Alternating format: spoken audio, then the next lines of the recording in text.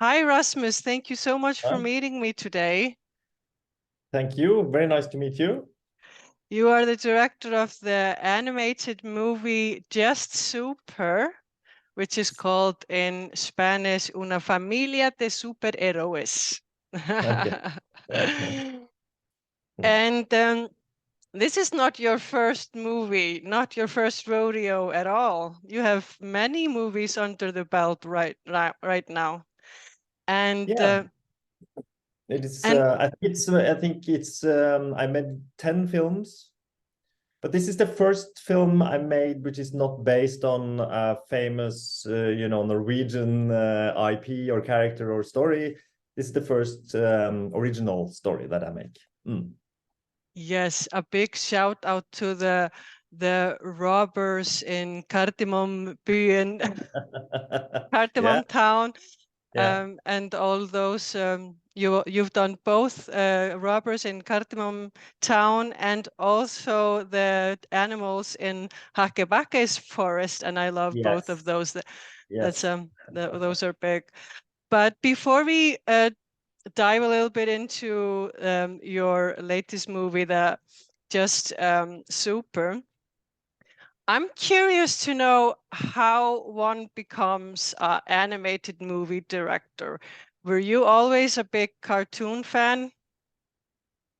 I was a big cartoon fan, and I had my when I grew up in the 70s and 80s, my father was an animator, and he made animated films, short films. He worked as a teacher, but he also applied for grants, for the government to make a little short film. And sometimes he got the grant, and then he sat at home, drawing, making films, drawing animation, and took the drawings and filmed them with a big camera. And both me and my brother was very inspired by this, so we started doing films ourselves very early, just drawing and helping him with his films. So it definitely has. He was a big inspiration for me. Oh, Mm. great. And I'm going to read the synopsis of the movie we are going to talk about today real quick, Mm. so people know the context. Hedwig is 11 years old and has shrunk her dad's superhero costume, so now he can no longer be Super Lion. Her life is turned upside down when she has the opportunity to assume the role of the city's superhero, replacing her father. There's just one problem. She's clumsy, lazy, she's not very fit, and she's more interested in playing video games than being a superhero. But when her father chooses her cousin Adrian to be the next superhero, Hedwig realizes she has to react. Will she be able to find her superpowers? How did this film find you? Tell us how this adventure started for you. Well, it started when my son was in school and he was struggling in school. And we found out that he had dyslexia, that he was having trouble reading and writing. And it was really hard to see because he was really wanted to do well. He really wanted to be super, but he didn't have the tools he needed to be that. Everybody else was doing well, getting good grades, and he was really struggling. So and I started to read about dyslexia. I started to read a little bit about kids in general, and a lot of articles I read was about kids feeling a lot of pressure these days. That's more pressure on kids now than it was 20 years ago. And it's I guess a lot of it is because of social media, but it's also, parents, the school system, friends, everybody's really expecting a lot of kids. So that and I felt that thing myself. I was asking myself, why am I expecting so much of my kid? And I wanted to make a film about that. All right. So, Mm. how much did you come at working on the screenplay or the story? Because it's there's another woman who is what do you say, like The uh, screenwriter. yes, Yeah, dedicated or Camilla. like Yeah, yeah. So Camilla Qvisten, yes. Yeah. Because I had the idea for the film and I wrote like a couple of pages with the idea, and then I talked to Camilla Qvisten. She's a really good writer, and she's really good at writing relationship stories. So I kind of handed over the job to her and worked in collaboration with her in making this into a film. Okay, and in the character building, for example, what was important for you and Camilla, I guess, what the traits that Hedvig should have? How was Hedvig born? Yeah, so it was a bit like we both talked about the theme, and we both talked about our kids, and we talked about, you know, traits that are not typical superhero, actually the opposite of being a superhero. And so we wanted her to be as far away from a superhero as possible, so her struggle would be hard. And that's how we came up with those traits. And for me, I also wanted to have this element of computer games and gaming, because it's always in the discussion when it comes into, you know, with kids. And I also had myself, I had a little bit of a I had a little bit of a fight with my son when he was struggling in school. I thought that it was because of the at first I thought it was because of the computer games and all the screen time and all of that. And you know, parents did only talk about this, you know, my kid is always on the iPad or on phone. Or so that was an important element for both of us, that we kind of bring in the kids' own interests and what they like to do into the film. And I had to recalibrate my view on gaming, and which is strange because I used to game myself when I was younger, but I had to recalibrate and think of it differently, because as soon as I understood that of course it was not because of the gaming he struggled, it was because of the dyslexia that we found out later. I had to arrest myself and say, it's you know, I should not have too many expectations of him, and he should do what he likes. And I saw that how important it was for him with the social life on the computer with all his friends. They were gathering, playing games together on the computer. And so that was also an important part of Hedvig, that she was a typical kid of today, a typical screen kid of today. So it's hopefully more also relatable to parents and kids when they see the film. Absolutely, it is. It was for me, at least. I have two teenagers, early teenagers, and so yes, Yeah. I'm happy that they could maybe themselves be some kind of superheroes. Yeah, they can. They are. So you, by the sound of it, you kind of based Hedvig's father on yourself.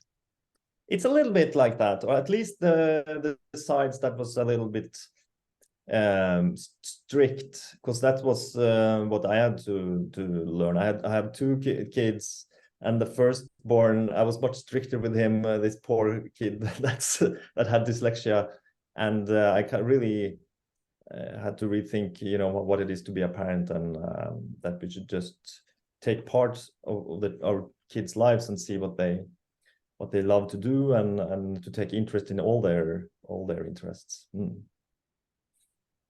Yeah, exactly. It can be tricky, and sometimes I feel like we're not necessarily going forwards in this you know, in these respects, but sometimes, yeah, like you say, we are maybe putting so much pressure on kids because it's such pressure already with all the choices they have to make, all the universities possible, all the jobs you can take, and all that. Yeah, it is. It's true. It's true.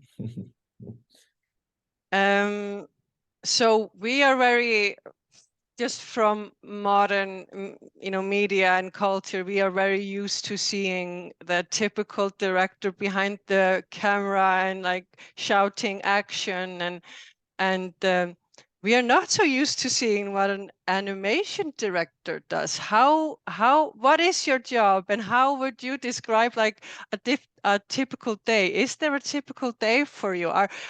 are all of your crew members in the same studio, or are you working online and all over the world, or how did the practicalities of the movie happen? Yeah, I mean, I have an animation studio here in Norway, which is called Qvisten Animation, and I'm now in the studio in one of the rooms here, and we have like 80 people here, and it's a fantastic job because it's a really collaborative job. It's not like you say on a live action set, which is very much, it's very, you know, the director is the almost a tyrant, and it's like kicking chairs and shouting, and everybody is, you know, this is animation is so collaborative, and everybody's bringing their ideas in, and we have creative meetings, storyboards, and just working together to make a film is so much fun and giving, I feel. But of course, it's different tasks. First, the many people think that the voices are recorded after the film is done, but we always record the voices first, so we can animate after the voices. So the first thing after the script is ready is going into the studio with the actors, which is, I think, a really fun part of it, because they like it because it's not so stressful as a live action set. You can be just with a microphone, and we can play a little bit with the dialogue, and it's much more relaxed, and it's a very creative process as well. So first the actors take all the voices, and then I almost put them together as a radio play. So just get all of the film to, you know, the takes and everything, and then the animators listen to the actors, and they animate so it matches their acting.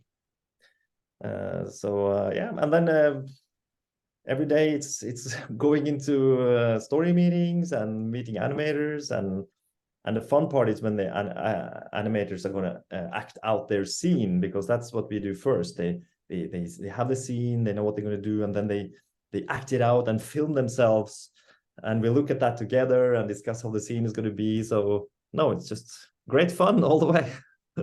Okay, no complaints from you. Is this becoming a bigger part of a Norwegian film industry? Yeah, animation is really blossoming. I think it's blossoming all over the world. I think now we are in what they call the third golden era of animation, because of streaming services, and because of streaming services, the typical drama film, the typical darker, more drama-based feature film is now more placed in the streaming service. You see a good series like Successions, at home, and you go to the cinema to experience something else, maybe with your family, which makes the animated films more interesting for the audience. So it feels like we're in a boom in general. But at the same time, Norway has had big success with some animated films, and it had led to a lot of films. And we have a good funding system here in Norway. With the Norwegian Film Institute has actually really done a lot for the film industry in Norway. That's fantastic. Hopefully it continues like that and spreads, because it's I agree with you that it's a really nice way to share time with your kids, and going to the cinema, because cartoons today are not only for kids, for sure. That's true. They're made for the whole family. Yeah, that's true. Well, congratulations, and thank you very much for the chat. And in Spain, it's going to be premiered on Friday, on the 16th. Nice. And so if you're watching this, go online, check the movie houses around you. Yeah. And go take your family to the cinema.